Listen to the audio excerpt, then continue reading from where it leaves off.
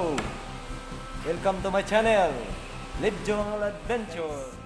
I-share ko sa inyo ngayon ang powertrain components regarding po sa manual transmission. So, components lang muna. Okay, there we go.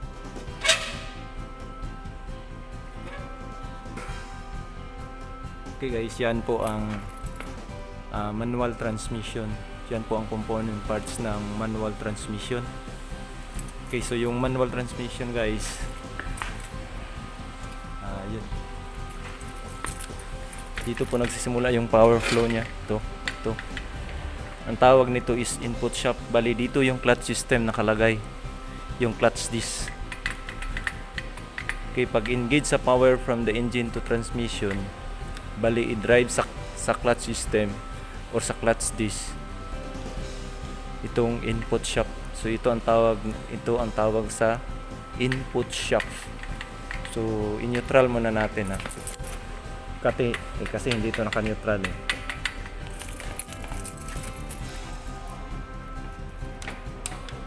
Ako na lang ang kambyada. Yan. Okay, ito po ang neutral guys. Neutral position.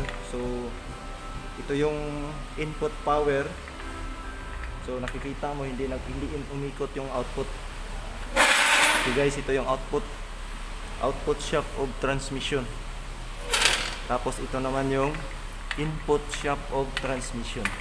So ito yung neutral position niya. Okay.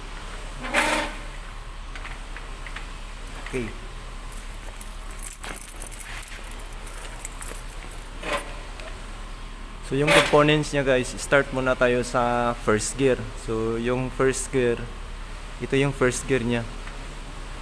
Yan. Ito po ang tinatawag na first gear, second gear, third gear, tsaka fourth gear. Okay? Fourth speed transmission to guys. Ito yung transmission gearbox equipped with fourth speed transmission. Okay?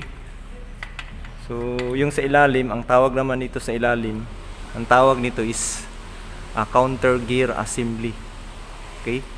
So, ito yung first gear, automatic. First gear, counter gear ang tawag dito. Ito naman yung second gear.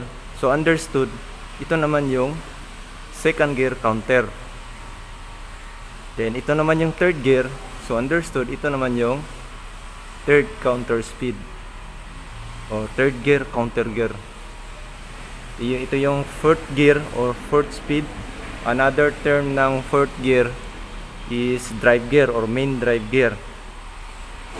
Itong understood, ito naman yung fourth gear counter gear. Okay, so yung isa na components, ito naman yung reverse gear. Okay, and then yung sa reverse gear assembly, sa reverse na gearbox, hindi nakadirect yung reverse counter gear kasi reverse nga. So mayroon siyang tinatawag na idler gear. Ito yung idler gear guys, kita ko yan mamaya. So hindi siya masyado makita dito. Okay, so ang components niya, ito yung reverse gear, reverse counter gear, at saka idler gear. Then itong isa naman, ito yung sa speedometer gear. So yung connection niya dito, mayroon siyang connection na speedometer cable connected to dun sa speedometer gauge. Ito yung nag-drive niya para mag-ikot para mag-run yung gauge doon sa driver's compartment. Okay? And then ito naman yung output shaft of transmission. So naka-neutral kasi siya kaya hindi siya umiikot. Pag i-shift natin siya sa first gear, mag-ikot na to. Ang difference lang sa first gear at saka sa second gear, third gear at saka sa fourth gear is yung speed. Bali, yung first gear, siya ang pinaka low speed. Kasi siya ang pinaka malaking gear. So, iba ang ratio sa first gear, second gear, third gear. Kung makikita natin through visual observation or visual inspection, magkaiba ang kanilang gears. So meaning mas malaki yung gear, mas low speed compare doon sa maliit na gear. So bali yung speed niya unti-unti siyang nagtaas yung speed. So yung fourth gear, ang tawag nito is direct drive. Ito yung fourth gear. So yung ratio ng fourth gear is 1:1. Kung ano ang ikot ng input shaft, ganun din ang ikot ng output shaft. Ito yung output shaft. Yung output shaft naman is connected siya doon sa driveline assembly. So yung driveline or propeller shaft, yun ang tinatawag na driveline. Then yung driveline assembly naman, last na connection niya is doon sa differential. Okay? So yung differential, siya po ang mag-divide sa speed, sa left and right, or mag-arrange sa speed, especially kung magkurbada siya, iba-iba ang rotation sa inner wheel at saka sa outer wheel. So ang management diyan is doon sa differential. Mayroon siyang mga gears or mga component. Example is yung pinion gear or spider gear. Siya po ang nag-manage kung paano niya i-handle yung curve sa highway. Okay? Then another components is ito naman yung components sa yung mga between sa mga gears. Ito man yung first gear, ito yung second gear. So ang tawag nito naman yung sa gitna is synchronizer assembly. Okay, ito yung synchronizer assembly. Yan po ang synchronizer assembly. So yung synchronizer assembly niya, between man siya sa first gear at saka second gear, understood, ito ang tawag nito is first and second synchronizer assembly. Okay? And then ito naman yung third and fourth synchronizer. Okay? Yung mga synchronizer components, mayroon namang components yung synchronizer assembly natin. Okay? Ito yung shifting fork. Ito yung tinatawag na fork. Kaya parang fork siyang forma niya, kaya siya tinatawag na fork. Sumpay-sumpay lang siya, guys. Ano yung sumpay-sumpay sa Tagalog? Hindi ko naka-link lang siya, naka-connected siya. Ito yung shifting fork. Ito, shaft man ang tawag nito. So meaning, shifting fork shaft ang tawag. Shifting fork shaft. And then, mayroon siyang nakalagay dito, guys. Para malak yung fork doon sa shaft. Shifting fork shaft lock. Okay, ito yung lock. So mayroon siyang hole doon sa ilalim. Okay, yan po ang shifting fork shaft lock. Okay, tapos dito naman sa ilalim ng transmission, synchronizer hub at saka synchronizer sleeve, andito siya. And then yung between sa yung kulay bronzy, ito muna ha.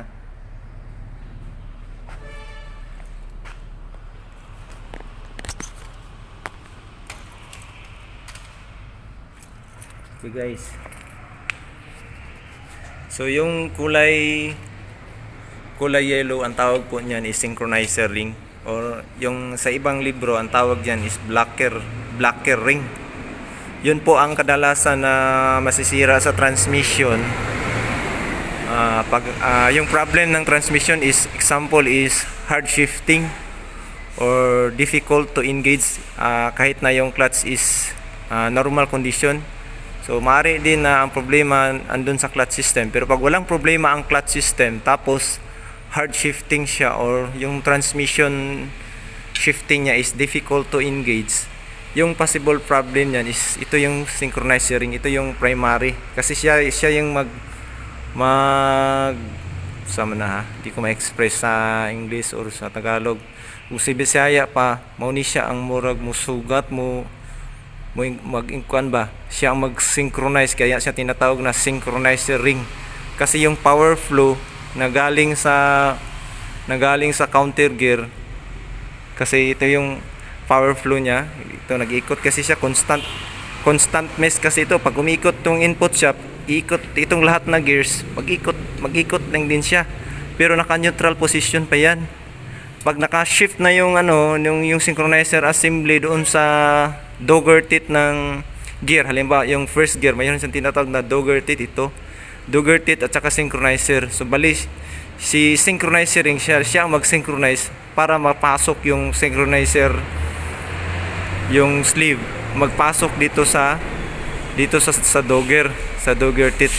Pag nakapasok na siya, automatic mag-ikot na yung output shaft of transmission. Ito, mag-ikot na to. Oh, nakita kung titingnan natin, ito naka-neutral position siya, hindi umikot yung input shaft of transmission.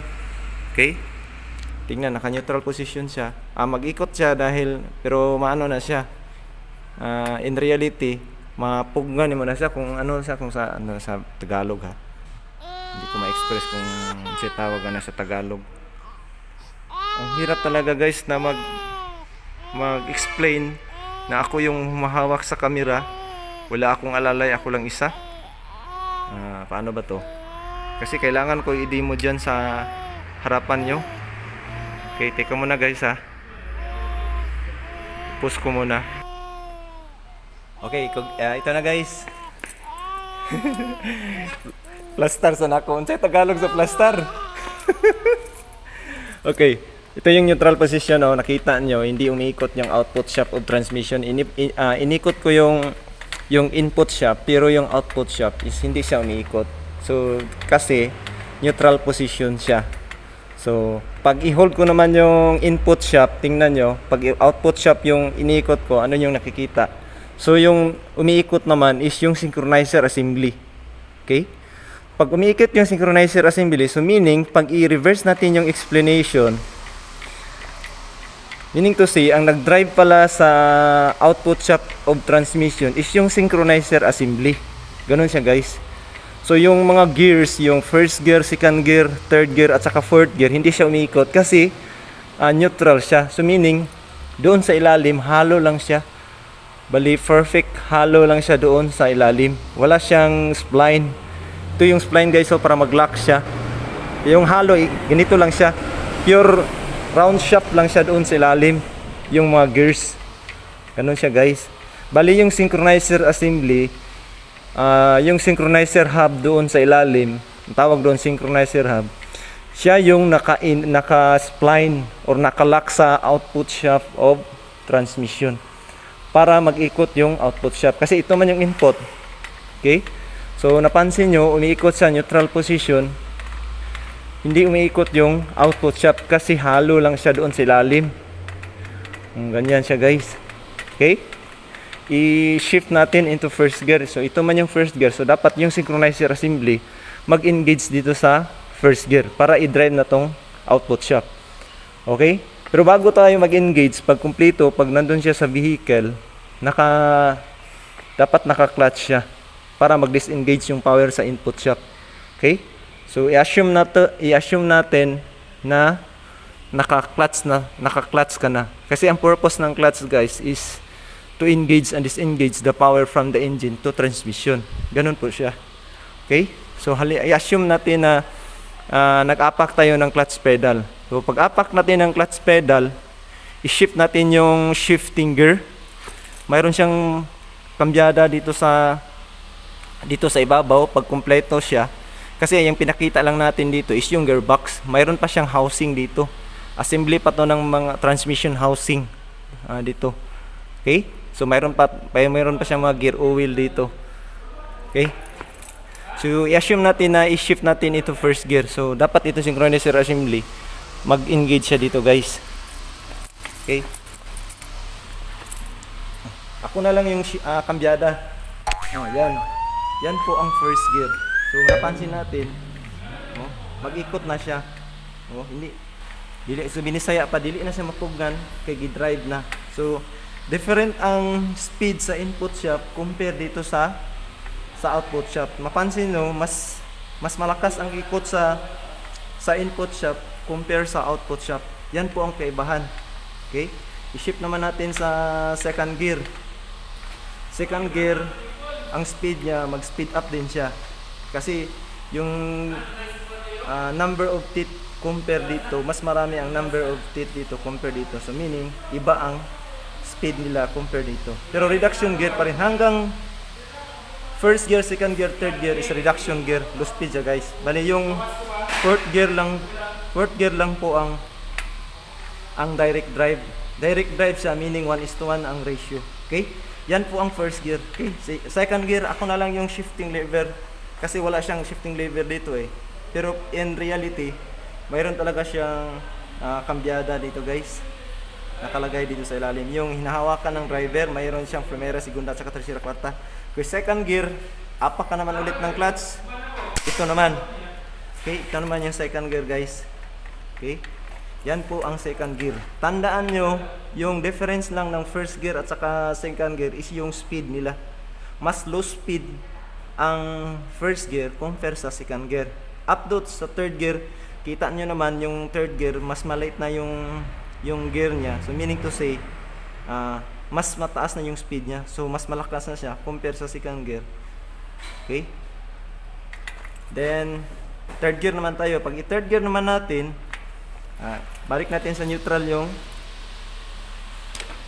okay, yan. Neutral, third gear naman, ito naman yung mag-shift. Tapak naman ang clutch ng yung driver, tapos i-cambia niya yung shifting lever, ito third gear. Yan po ang third gear guys. Okay? Bali yung power flow sa third gear, from input shaft to drive gear to counter gear, dito bali yung ganyan yung power flow niya bago magpasok doon sa output shaft. Okay, fourth gear. Fourth gear naman tayo guys. Ito naman yung fourth gear. Yan. Okay. Ito yung fourth gear. Mapansin nyo, ang ikot ng input shaft at saka output shaft is the same. So meaning, ang ratio ng fourth speed or fourth gear is the same. Kapareha ang ratio nila. So, kahit 5-speed transmission or 7-speed transmission, yung fourth speed is 1:1 yung ratio niya. So, ang tawag naman sa mga fifth speed transmission, overdrive or fifth gear, overdrive na ang tawag, fifth gear pataas. Fifth gear, sixth gear, o mayroon pang 10th gear, overdrive na ang tawag. Hindi ko lang alam sa automatic transmission kung same ba ang principle niya sa manual at saka sa automatic. Pero sa manual transmission, pag fourth gear, direct drive siya. Okay? So, ito yun guys. Pag ibalik mo sa neutral, syempre apak ka ng clutch bago mo neutral yung kambyada. Okay? Yan po ang neutral guys. Oh. Hindi na siya mag-ikot. Okay, balik tayo guys. Review na lang, recap. Okay, pag first gear, ito yung first gear. Yan. Bali ang power flow nanggaling sa fourth gear o drive gear. Dito ang power flow niya sa first counter gear to first gear.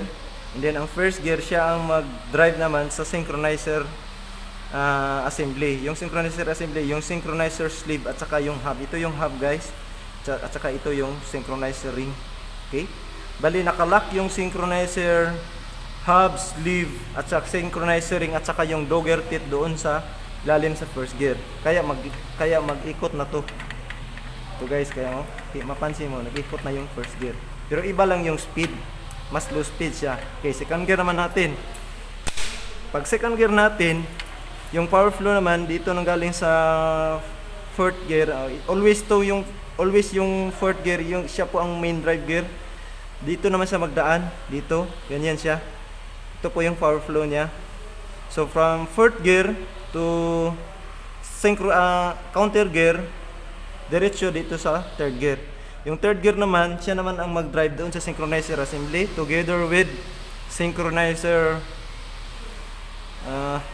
sleeve, hub, ito yung hub at saka yung synchronizer ring.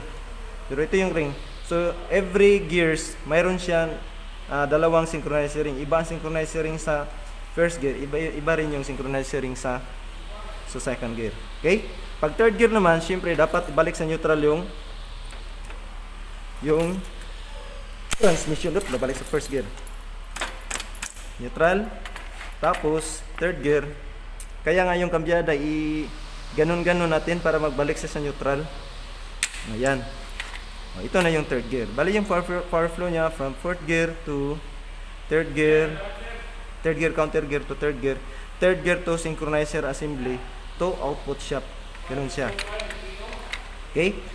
Tapos fourth gear, ito na yung fourth gear, direct drive siya. Kaya siya tinatawag na direct drive kasi yung main drive at saka fourth gear is the same. So kung ano yung ikot ng input shaft, ganun din ang ikot ng output shaft. Okay? Yan po. Next is reverse. Yung reverse naman, sana yung reverse. Yan. Yung reverse naman, ganito yun siya guys. Yan. Nag-reverse yung ikot niya. Bakit siya nag-reverse? Kasi hindi naka-direct yung synchronizer.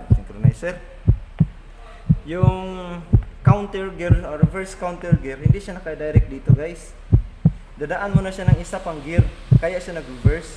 So ang tawag nito is, kita ko sa inyo ha, ibaliktad ko lang.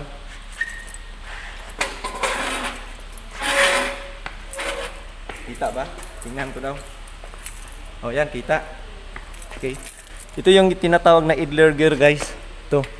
Kaya siya nag-reverse ang ikot ng vehicle. Siya ang dahilan kaya siya nag-reverse. Siya po ang dahilan. Siya ba ang dahilan? Uy. Ito yan guys. Ang tawag nito guys is idler gear. Okay, bali yung power flow niya galing sa main drive pa rin. Always yung fourth gear ang main drive. Okay? Yung ikot niya from main drive, from the engine, clutch, transmission. So, dadaan yung power flow sa main drive gear or fourth gear, dito sa counter gear. Tapos, yung counter gear, naka-engage siya dito sa yung sa idler gear. Yan guys. Yan po. Okay? Ito yung tinatawag na counter gear sa assembly, sa reverse. Dadaan mo na siya ng idler gear bago mag-ikot sa reverse gear. Ganyan siya. Yung ibang transmission, iba ang diskarte niya. Yung idler gear ang papasok dito, iba yung shifting niya sa transmission kasi ang mag-shift is yung reverse gear mismo. Okay? Yan po, tingnan natin. Paikutin natin. Okay, bali yung power flow galing dito sa counter gear to idler gear to reverse gear. Okay, kaya siya nag-reverse. Okay? Ganun po siya guys.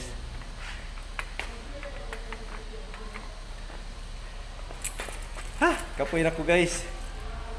Kapoy na ko og gipaningot na ko. Unsa nang gipaningot sa Tagalog? Hindi ko ma-express kung anong gipaningot sa Tagalog. I'm sweating. Okay, pakita ko naman sa inyo ang fifth speed transmission guys.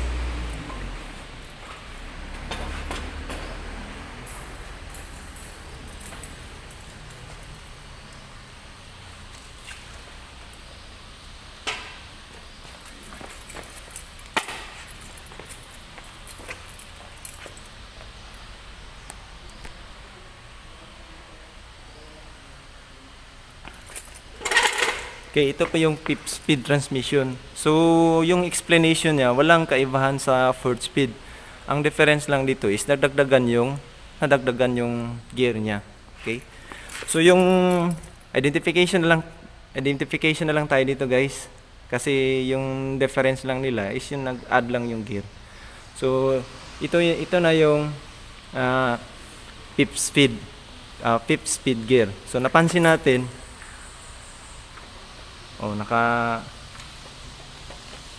naka-neutral to. Okay? So, pansin natin ito yung neutral position. Napansin natin through visual inspection sa fifth gear, mas maliit yung fifth gear compare sa fourth gear. So, meaning, mas high speed ang fifth gear compare sa fourth gear.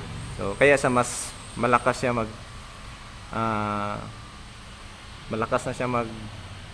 magtakbo pag naka-boilo na yung sasakyan. Hindi rin pwede na diretso fifth gear. Okay, dadaan talaga ng first gear ha pag starting. Okay? So pag naka-shift ito sa ganun pa rin ang explanation na lang kaibahan.